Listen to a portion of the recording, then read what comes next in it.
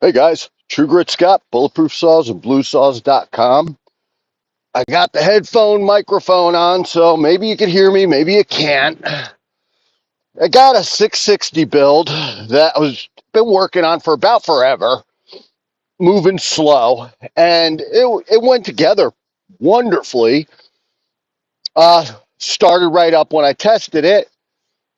Throttle didn't feel right. Didn't feel right the whole time. Knew it didn't feel right. It's in the back of my head, but let me see what happens. And I took it down here yesterday to make a cut on this little piece of pine, which is kind of neat because it's kind of heart-shaped. I'm going to take a couple of them cookies, give them to the little girls to paint on. Kind of cool. But I made one cut, and it was cutting real nice. And then the throttle doesn't want to unstick. I, pull the trigger down, get it unstuck. I'm like, doesn't feel right. So I try to make one more cut, and then I get frustrated. I go back up. So I go up, and I'm like, maybe that throttle rod's a little funny. So I grab another throttle rod and throw it in, and there wasn't that much. There was a little difference in the throttle rod. That thing's still sticking every bit as much. And I'm looking, is it hitting, how they hit on the plastic there in the handle, and is it somehow going past it and getting hung up? What's getting hung up? It's not the butterflies. It's, it's nothing like that. Well, I get to looking, and I'm going to cut in on this video. I'm going to try to take another video and show you the carb. What do you call them? The sticks, the rods that the butterfly's on, the linkage, where your linkage hooks in for your throttle, is hitting the linkage for the choke, and it's not letting it go. It's actually the two pieces are hitting. I think what happened is when they press on those, what do you call that? Where your linkage hooks to. There's got to be a name for this. Anyhow, the piece that your wire throttle rod goes into that's attached to the carb, they're banging, and it's holding it open at not full throttle, at double, triple high idle. So maybe half throttle. So I grab another carb and bring it down, and it's an HLIC carb. I love them on the 66s. I think they're as good as the Walbros. I sell Walbros. I tell guys you might not need it. If you need it for something special, I get it, but they're good carbs. So I get to looking at them, and on first quick look, it's the same thing. And then I get to looking a little harder. The serial numbers are different, both HLICs. I get to looking harder, and the carb that came with the kit had a different mold. And I see where it's different. It's different. Most everything's the same. They're very, very similar, but it is different. I'm thinking it's just the way that linkage holder piece was pressed in, and maybe instead of it being the correct way, it was off a little bit when it got mated up. That's all I think it is, but I don't know that.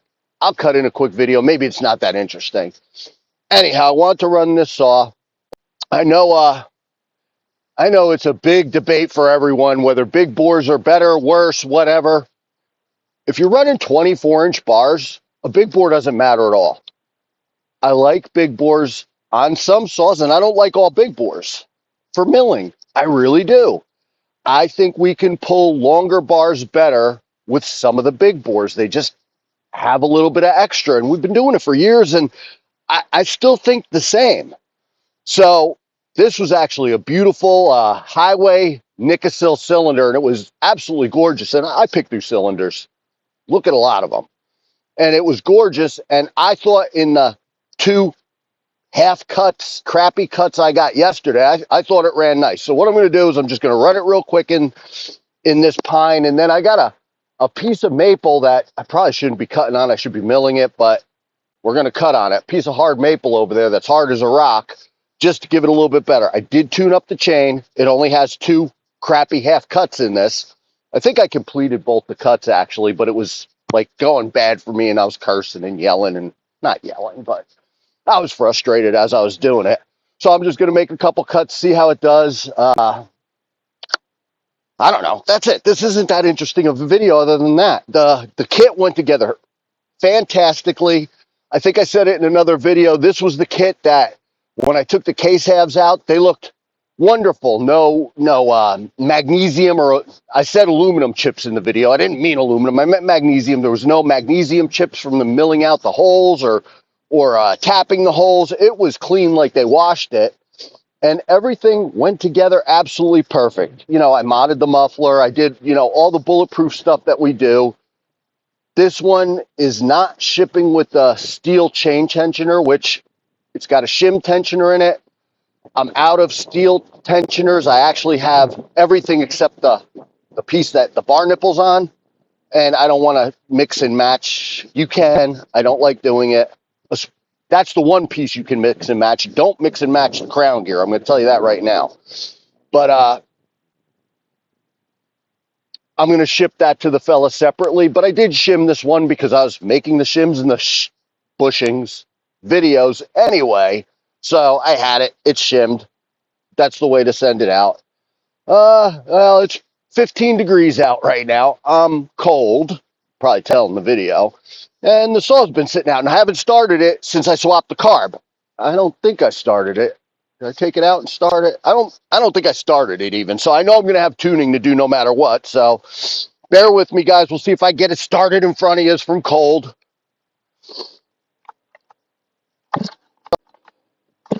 Oh, that's better.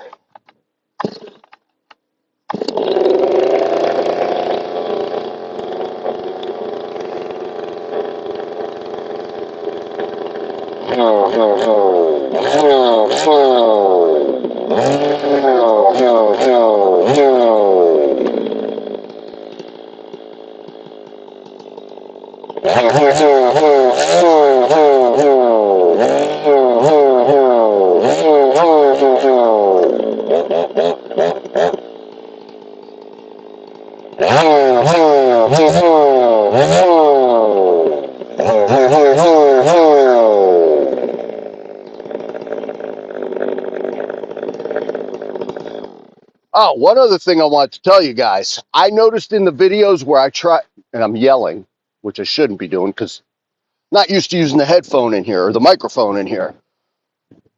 I know the saws sound absolutely crazy sometimes coming through this microphone, and I think it's the noise canceling stuff making them sound underwater. Real odd. I actually did a video on an 070. I couldn't even use it because it sounded so crazy. I know people would be like, what in the hell are you doing? And I don't know how this is going to sound. I guess we'll see.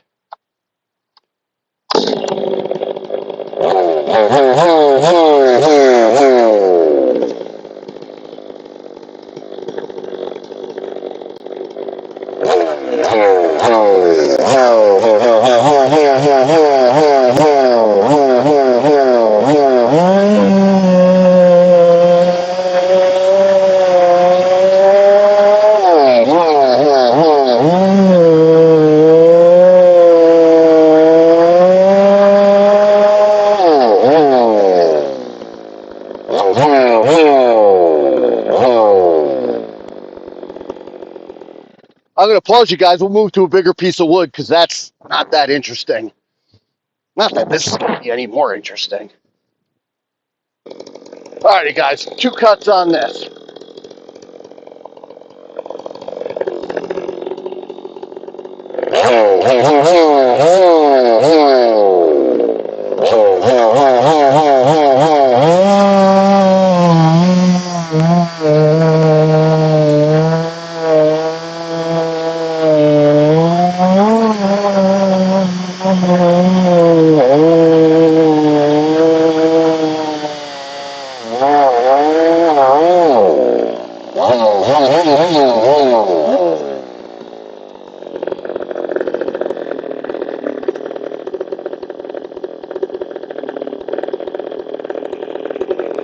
Not too bad for a bench tune.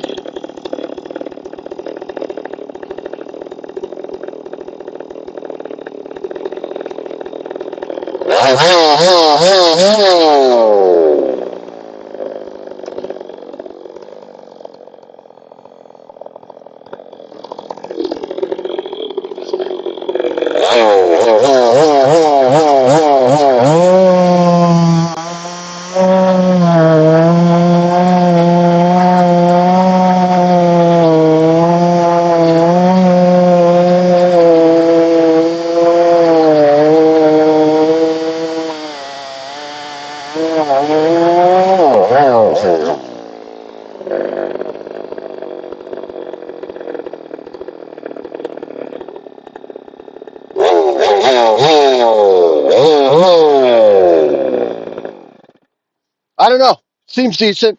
I'm not cutting on this anymore because I think that'd be pretty wood. It's what I got. Something to play with. And again, new saw. Let those rings seat. It'll probably be a super nice saw. I don't know. I thought the carb thing was interesting. I don't know if anything else in the video was. My chain sharpening was halfway on point, so that was kind of nice. I do like those Valorby files quite a bit. I could do a really nice job with them. Not that I can't with other files, just those files last way longer for me. Like, I leave them outside, they get wet. Even with a little surface rust on them, they're still sharpening pretty good, which is not the way to do it. Anyhow, guys, that's my quick video. Thought I had something else to tell you guys. That's it for now. I got another 372 video to put up. I'll get there. Anyhow, I'm not going to ramble. TrueGrit Scott Bulletproof Saws and BLUESAWS.com. Thanks for watching. Stay safe.